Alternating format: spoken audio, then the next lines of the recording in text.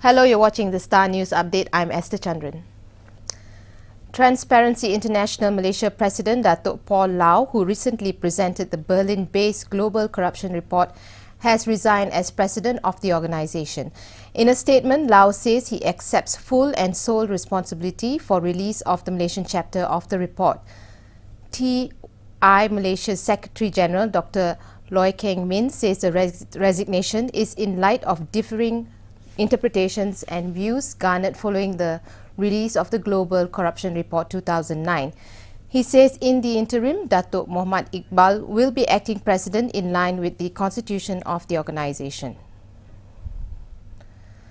The government will continue to implement programs to protect the country's rich biodiversity and to conserve the environment.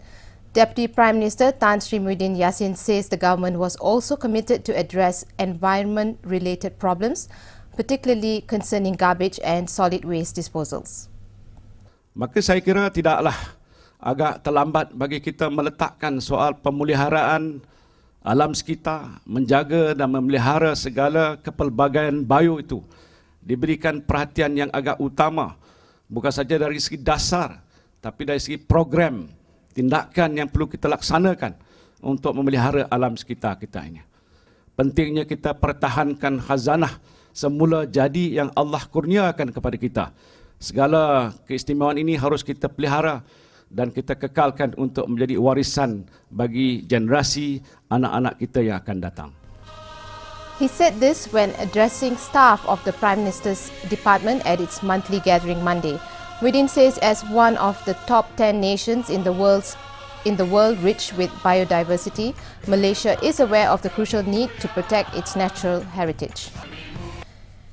Influenza A H1N1 is still active and spreading in the community despite a reduction in cases of late.